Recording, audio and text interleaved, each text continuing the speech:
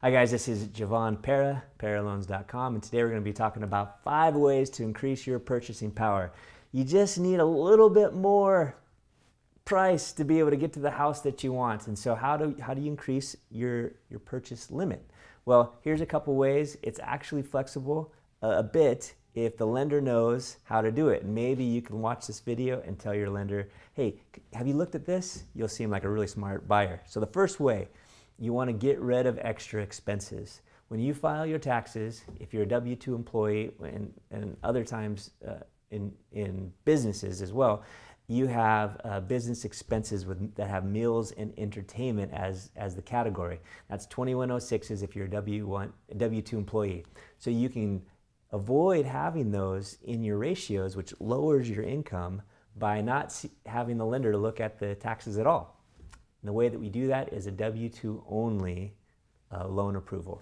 So when the lender does a DU, which is desktop underwriter, it's an automated approval, or an LP, which is Freddie Mac's automated approval, it'll let you sometimes do a W-2 only. So make sure that you're asking, hey, I don't have as much approval as I want to buy a little bit more of a house.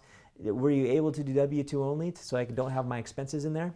And they may be able to do that. Number 2, use tax credits. There's a tax credits called MCC. It's a local program. Ask your lender if they have that. It actually gives you income that you can use today, even though it's a tax credit that you get in the future whenever you do your taxes at the end of the year. Number 3, make sure that the lender is running DU or LP as automated approval, the AUS. It's an automated underwriting system, and that'll allow the lender to push it to the limits.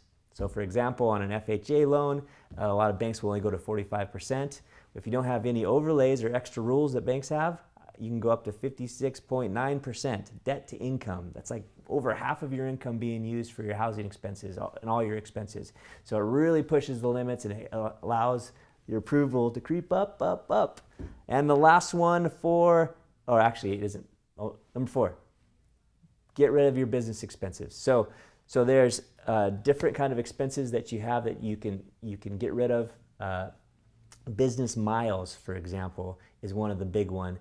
And actually, if it's on your tax return, I can actually add back in the write-off that you use for business miles and increase your income. And that's the same as number 5 tip, which is adding back in amortization, adding back in depreciation, adding back in casualty loss. These are all just things in your taxes that are often buried that if you scour in, I can add them back into your income and increase what you can approve for. So, hope this was helpful.